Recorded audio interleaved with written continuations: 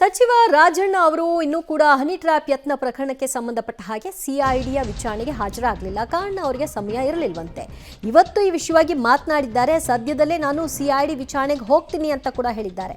ನನಗೇನೋ ಭಯ ಯಾಕೆ, ವಿಚಾರಣೆಗೆ ಹೋಗ್ತೀನಿ ಅಂತ ಕೂಡ ಹೇಳಿದ್ದಾರೆ. ಹನಿ ಟ್ರ್ಯಾಪ್ ವಿಚಾರಣೆಗೆ ಬಗ್ಗೆ ಸಹಕಾರಿ ಸಚಿವರ ರಿಯಾಕ್ಷನ್ ಇದು. ಈ ಹಿಂದೆ 2 ಬಾರಿ ಸಿಐಡಿ ಅವ್ರನ್ನ ವಿಚಾರಣೆಗಾಗಿ ಅಂದರೆ ಹೇಳಿಕೆಯನ್ನು ಪಡೆಯೋ ಸಲುವಾಗಿ ಅವರಿಗೆ ನೋಟಿಸನ್ನು ಕೊಟ್ಟಿತ್ತು.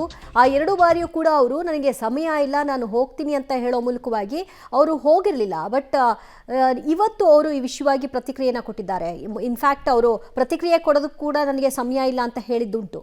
ಈಗ ರಿಯಾಕ್ಟ್ ಮಾಡಿದ್ದಾರೆ. ಸಿಐಡಿ ಅವರು ಕರೀತಾ ಇದ್ರು, ನೀವೇನು ಹೋಗ್ತಾ ಇಲ್ಲ? ನನಗೆ ಅದೇನು ಆ ಥರ ಏನಿಲ್ವಲ್ಲ, ನನಗೇನು ಭಯ ನಾವು ಹೋಗೋದಕ್ಕೆ. ಯಾವಾಗ ಹೋಗ್ತೀರಾ ಸರ್ ಅಂತ? ಹೋಗ್ತೀನಿ, ಹೇಳ್ತೀನಿ, ಸದ್ಯದಲ್ಲಿ ಹೋಗ್ತೀರಾ? ಹೇಗೆ ಸದ್ಯದಲ್ಲೇ ಹೋಗ್ತೀನಿ. ಸಿಐಡಿ ಅವರು ಕರೀತಾ ಇದ್ರು, ನೀವೇನು ಹೋಗ್ತಾ ಇಲ್ಲ? ನನಗೆ ಅದೇನು ಆ ಥರ ಏನಿಲ್ವಲ್ಲ, ನನಗೇನು ಭಯ ನಾವು ಹೋಗೋದಕ್ಕೆ. ಯಾವಾಗ ಹೋಗ್ತೀರಾ ಸರ್ ಅಂತ? ಹೋಗ್ತೀನಿ, ಹೇಳ್ತೀನಿ, ಸದ್ಯದಲ್ಲಿ ಹೋಗ್ತೀರಾ? ಹೇಗೆ ಸದ್ಯದಲ್ಲೇ ಹೋಗ್ತೀನಿ.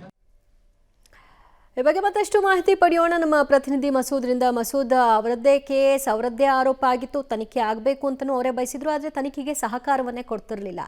ಈಗ ಭಯ ಇಲ್ಲ, ಹೋಗ್ತೀನಿ ಅಂತ ಹೇಳ್ತಿದ್ದಾರೆ. ಯಾವಾಗ ಹೋಗ್ತಾರಂತ ಹಾಗಾದ್ರೆ? ಹನಿ ಟ್ರ್ಯಾಪ್ ಪ್ರಕರಣ ಸಾಕಷ್ಟು ಸದ್ದು ಮಾಡಿತ್ತು. ಅದನ್ನ ಪ್ರಾಥಮಿಕವಾಗಿ ವಿಚಾರಣೆ ಮಾಡಿ ವರದಿ ಕೊಡಿ ಅಂತ ಸಿಐಡಿಗೆ ರಾಜ್ಯ ಸರ್ಕಾರ ವಹಿಸಿತ್ತು ಕಳೆದ 15 ದಿನಗಳ ಹಿಂದೆ. 15 ದಿನಗಳಿಂದ ಗಳಿಂದಲೂ ಕೂಡ ಬಹಳ ಪ್ರಯಾಸ ಪಟ್ಟರು ಕೂಡ, ಎಷ್ಟೇ ಕಸರತ್ತು ಮಾಡಿದ್ರು ಕೂಡ ಯಾವುದೇ ಸಾಕ್ಷ್ಯ ಹನಿ ಟ್ರ್ಯಾಪ್ ಸಂಬಂಧಪಟ್ಟಂತೆ ಸಿಐಡಿ ಅಧಿಕಾರಿಗಳಿಗೆ ಸಿಗ್ತಾ ಇಲ್ಲ. ಒಂದು ರೀತಿಯಲ್ಲಿ ಇಕ್ಕಟ್ಟಿನಲ್ಲಿ ಸಿಐಡಿ ಅಧಿಕಾರಿಗಳು ಸಿಕ್ಕಿ ಬಿದ್ದಿದ್ದಾರೆ.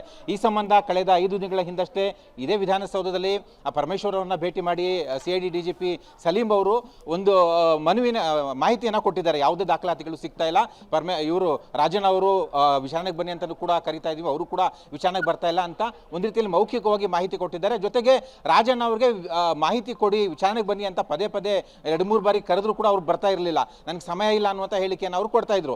ಈಗ ಪಬ್ಲಿಕ್ ಟಿವಿ ಜೊತೆ ಮಾತಾಡಿರುವಂತಹ ಸಚಿವ ರಾಜಣ್ಣ ಅವರು ಸದ್ಯದಲ್ಲೇ ನಾನು ವಿಚಾರಣೆಗೆ ಹೋಗ್ತೇನೆ, ನನಗೆ ಯಾಕೆ ಭಯ, ಇಷ್ಟು ದಿನ ಯಾಕೆ ಹೋಗಿಲ್ಲ ಅಂತ ಕೇಳಿದಾಗ ನನಗೇನು ಭಯ ಇರಲಿಲ್ಲ, ಸದ್ಯದಲ್ಲೇ ಹೋಗ್ತೇನೆ ಅನ್ನೋಂಥ ಮಾತನ್ನು ಹೇಳಿದ್ದಾರೆ.